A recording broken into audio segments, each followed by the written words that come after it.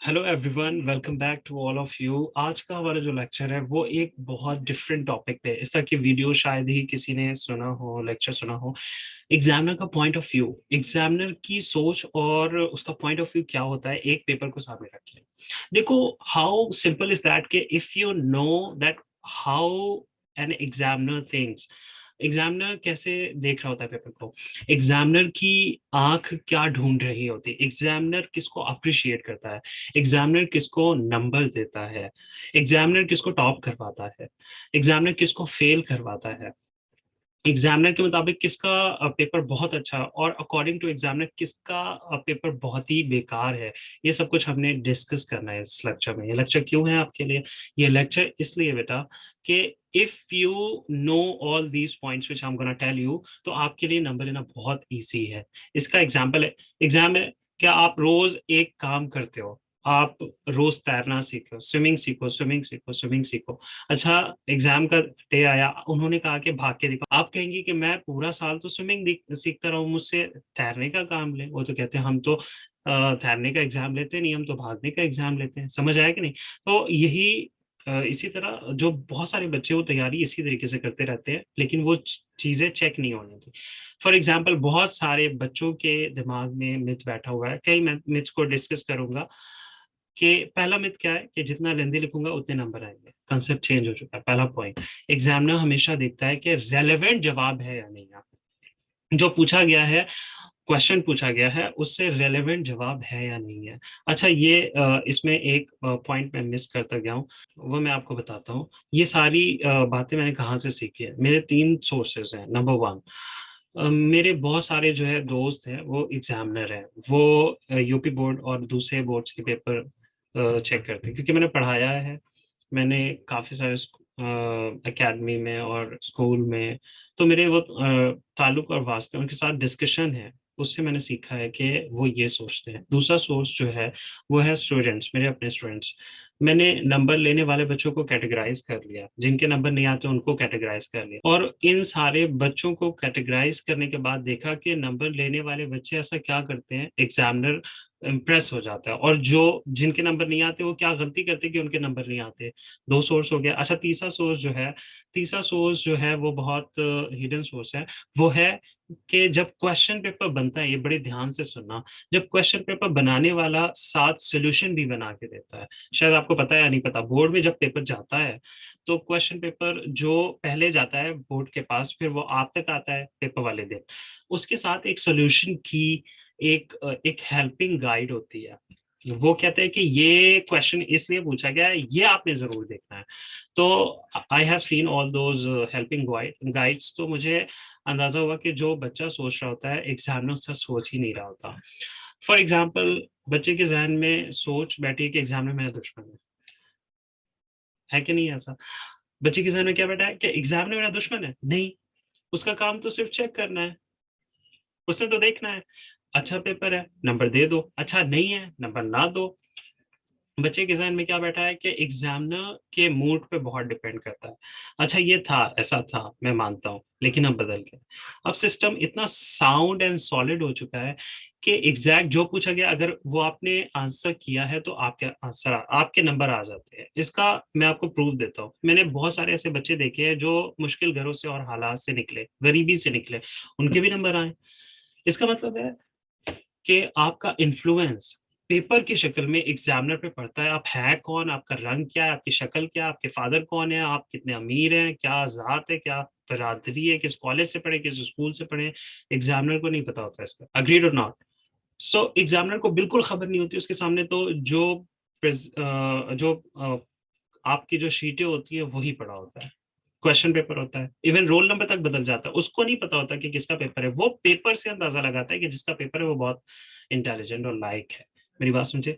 तो वो पेपर को सामने रखता है, कहता है यार जिसका पेपर है बड़ा नालायक है। ये दो जो अप्रोचेस है, ये आपके पेपर से पता लगती है। जैसे फॉर एग्जाम्पल, आप गए ब्लड टेस्ट देने, तो ब्लड टेस्ट में आपकी फोटो नहीं जाती, आपका आईडी कार्ड शायद नहीं जाता, लेकिन ब्लड टेस्ट की रिपोर्ट आती है तो वो आपके ब्लड की होती है। इन दी सेम वे, जो पेपर में आपने किया होता है, रिपोर्ट आपकी आती है कि वो नंबर आए हैं या फिर आपके नंबर नहीं आए हैं। एग्जामिनर के पॉइंट ऑफ व्यू में पहला जो सेकंड पॉइंट याद रखिएगा, एग्जामिनर देखता ये है कि इसने पेपर को प्रेजेंट कैसे किया है। याद रखिएगा कि अगर आपको पेपर प्रेजेंटेशन नहीं आती ना, आप जितने मर्जी इंटेलिजेंट और स्मार्ट है, नंबर अच्छे नहीं आएंगे। पास हो जाएंगे आप, गुजारा भी कर लेंगे, चले शायद जोर लगा के ए तक चले जाए, लेकिन ए प्लस पे जाने के लिए, टॉपर बनने के लिए, याद रखिएगा आपकी पेपर प्रेजेंटेशन बहुत अच्छी होनी चाहिए। अब एक सवाल है, व्हाट इज पेपर प्रेजेंटेशन, तो सुन लीजिएगा। एग्जामिनर देखता क्या है कि इसने लाइनें लगाई हुई है, लाइंस, और लाइन एक साइड पे लगाई हुई है, क्या लाइन सीधी है और गुड लुकिंग है। अच्छा, ये कोई ऐसा माप के वो नहीं देख रहा होता मेजर करके, ये जैसे कहते हैं हिंदी में अंधे को भी दिख जाता है। ब्यूटी जो है वो तो महसूस हो जाती है ना पेपर की, पता लग जाता है कि ये पेपर कितना खिला हुआ, कितना प्रिंट हुआ हुआ जैसे होता है। हर चीज जहां होनी चाहिए, हेडिंग हेडिंग वाली जगह पे है, क्वेश्चन खत्म हुआ है, आंसर दे दिया है, लाइन बनाई है, नया सवाल शुरू किया है, क्वेश्चन नंबर लिखा है। सबसे इंपॉर्टेंट स्टेटमेंट अब मैं दे रहा हूं कि आप जितनी सहूलत देंगे ना पेपर चेक करने वाले को पेपर चेक करने में, उतने ज्यादा नंबर आएंगे। आप जितनी ज्यादा फैसिलिटेट करेंगे पेपर चेक करने वाले को कि भाई ये मेरा पेपर है, ऐसे चेक करो, मसलन क्वेश्चन नंबर सही जगह लिखो, हेडिंग सही जगह होनी चाहिए, पेपर को जो मांगा गया है वही लिखो, इररिलेवेंट मत लिखो, जितने सवालों के जवाब मांगे गए सिर्फ उन्हीं क्वेश्चंस के आंसर दो। फॉर एग्जांपल क्वेश्चन आया कि 8 में से 4 क्वेश्चन के आंसर करो, आप क्या करते हैं, 5 के देते हैं। अच्छा, आप क्या सोच के दे रहे हैं कि आपके दिमाग में चल रहा है कि शायद एग्जामिनर पांचों को चेक करके जो 4 बेस्ट हैं उनके नंबर देगा ना। रूल ये है वहां पर कि पहले 4 को चेक कर लो, बाकी अगर 5th है तो उसको क्रॉस करो, चेक भी नहीं करना क्योंकि मांगा ही नहीं गया, पूछा ही 4 गया, तो पहले 4 चेक होने हैं। तो एग्जामिनर देखता है कि कितना ज्यादा इसने पेपर को साफ सुथरा किया। बच्चों को पेपर को नीट एंड क्लीन रखना नहीं आता, कईयों के पेपर पे जगह जगह इंक होती है, बहुत सारे लोगों को डायग्राम नहीं बनाने आते, वो इतने खौफनाक भयानक किस्म के डायग्राम बनाते कि उसने कहा माइट्रोकॉन्ड्रिया या न्यूक्लियस बनाए या सेल को दिखाएं, तो वो ऐसा लगता है कि डेवल की तस्वीर बना दी, उसमें इतनी डेंजरस सी तस्वीर बन जाती है। पेपर हमेशा डिसेंट लगना चाहिए, डायग्राम बहुत ही मुनासिब साइज का होना चाहिए। अगर आपकी ये शीट है, लेट्स से ये शीट है, तो डायग्राम का साइज इतना बड़ा ना हो, दिस इज रॉन्ग, ठीक है। एक्सेप्ट कि आप कोई प्लान बना रहे हैं, जैसे केमिकल में प्लान बनाते हैं, HCl का प्लान, वो एक अलग चीज एक्सेप्शन है। आपका जो हमेशा डायग्राम है वो सेंटर में होना चाहिए और छोटा होना चाहिए। अच्छा, लेट्स से कि आप सेल का बना रहे हैं डायग्राम, आपने इतना बड़ा सेल बना दिया पूरी शीट पे, बुरा लगेगा। तो हमेशा डिसेंट, साफ सुथरा और अच्छा पेपर पढ़ने के काबिल हो, हैंड राइटिंग साफ होनी चाहिए। नेक्स्ट, एग्जामिनर कहता है जिसकी हैंड राइटिंग साफ है उसका पेपर में पढ़ सकूंगा और चेक कर सकूंगा, जिसकी हैंड राइटिंग अच्छी नहीं है उसके कमेंट अच्छे नहीं होते, उसके एग्जामिनर की परसेप्शन अच्छी नहीं होती। याद रखिएगा, फिर आप नजर नहीं आ रही, आपकी हैंड राइटिंग नजर आ रही है, पेपर में आपकी हैंड राइटिंग नजर आती है। अगर आपका पेपर प्रेजेंटेशन अच्छी है, आपने पेपर अच्छे से अटेम्प्ट किया है, तो फिर याद रखिएगा आपके नंबर अच्छे आएंगे। नेक्स्ट नेक्स्ट पॉइंट आता है जी, याद रखिएगा एग्जामिनर बेवजह जो शीटें लगाने वाले बच्चे होते हैं उनके पेपर को लाइक नहीं करता। बेटा वो कोई बच्चा नहीं है, वो आखिर टीचर है, उसने तुमसे ज्यादा पढ़ा हुआ है, उसने जिंदगी का कितना जो है उसका पेपर चेक करने का एक्सपीरियंस है, बोर्ड ने उसको हायर किया है, आम इंसान तो नहीं होगा ना। तो ऐसे बेवजह जब आप शीट्स लगाते हो, बेवजह कैसे लगाते हैं जरा देखिएगा। अब नया एक्सपेरिमेंट आपको करके दिखाता हूँ। बच्चे क्या करते हैं कि ये शीट है, दोनों साइड पे इतनी चौड़ी चौड़ी लाइन लगा देते हैं, यहाँ पे मैंने खुद देखा है। ये गलतियां दिखाते, आखिर में जो लेक्चर होते हैं उसमें दिखाते कि ये गंदा पेपर है और ये अच्छा पेपर है।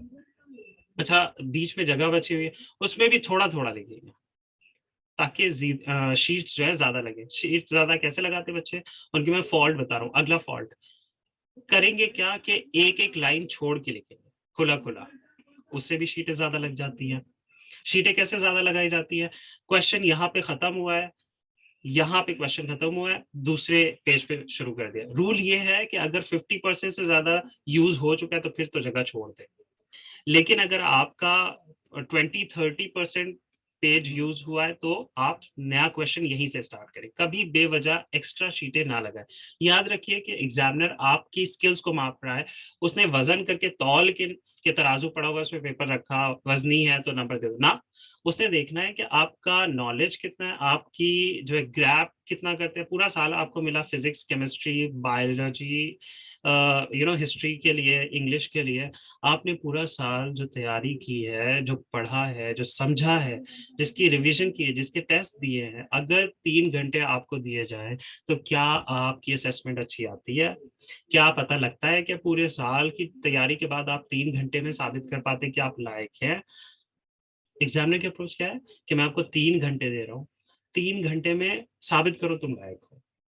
अब अगला स्टेटमेंट, लायक बच्चा समझ जाता है कि मैंने साबित करना है 3 घंटे में मैं लायक हूँ। नालायक बच्चा कहता है जी कोशिश करूंगा, एफर्ट करूंगा, गुजारा करूंगा, देखूंगा। एग्जामिनर कहता है कि तुम कोशिश करो, अगर तुम्हें वाकई अच्छा किया मैं तुम्हें नंबर दूंगा।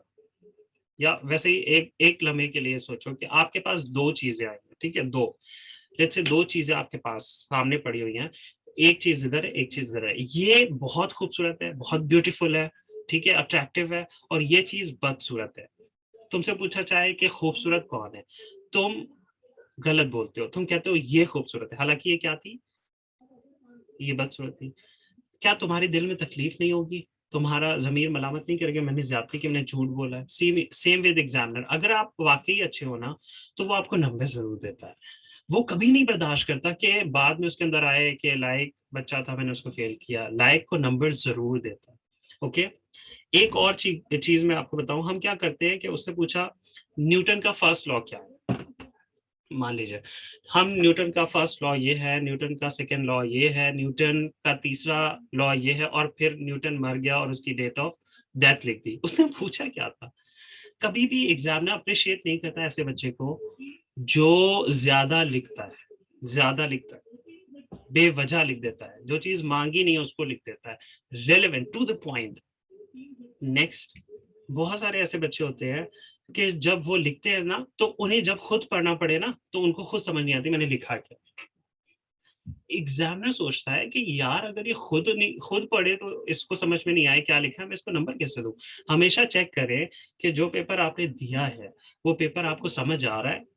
इसका एक आसान तरीका ये है कि एग्जामिनर के पॉइंट ऑफ व्यू में, एग्जामिनर को देने से पहले पेपर फिनिश करने के बाद 10 मिनट लगा के सारा पेपर रिवाइज करें कि क्या पढ़ने से मुझे समझ में आ रहा है, मैंने क्या लिखा है, मैंने मिस्टेक्स तो नहीं की। अच्छा, ये आदत पूरा साल डाले। हम सिर्फ कहते हैं पेपर को पढ़ना चाहिए पेपर्स में, नहीं, क्लास के टेस्टों को भी देने से पहले पढ़ लिया करें।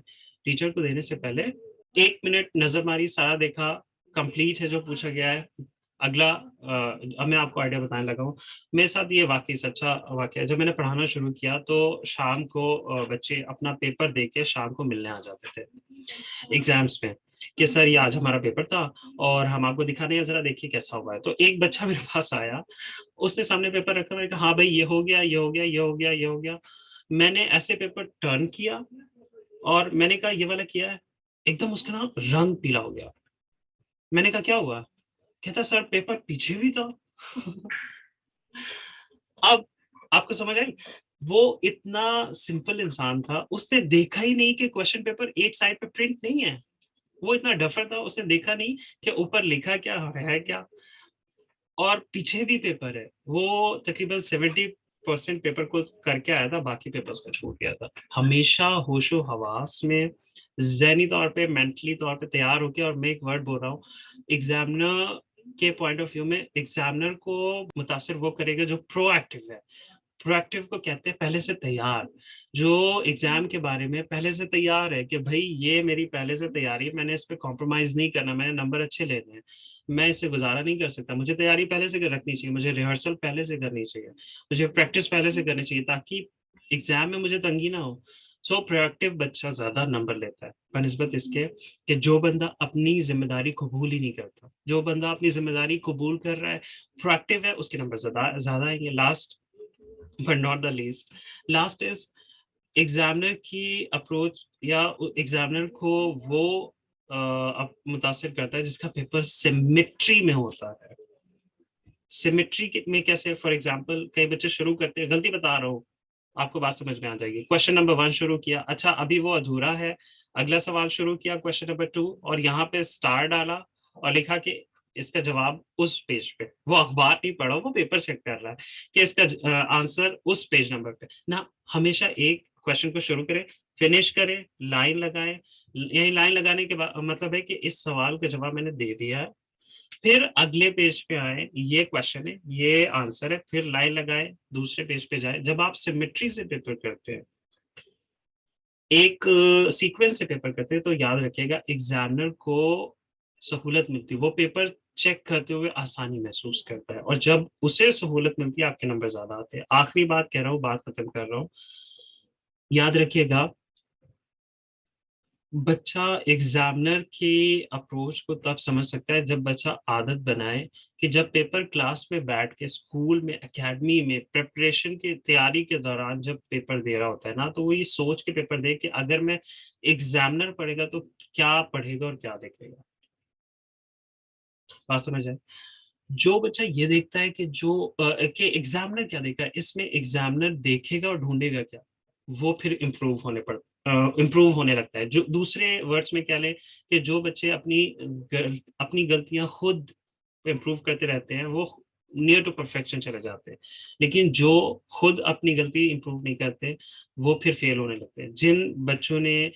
जिस बच्चे ने बहुत से टेस्ट दे के टीचर्स की डांट से, रेड पेन से निशान लगे हुए पेपर क्लासरूम में देखे हुए हैं ना, उसे अपनी गलतियां पता लग गई हैं। उसे पता लग गया कि मेरे से टाइम मैनेज नहीं होता, स्टडी मैनेज नहीं होती, उसे अपने फॉल्ट पता लग गया और वो फॉल्ट को इम्प्रूव कर जाता है, बेहतर कर जाता है, कवर कर जाता है।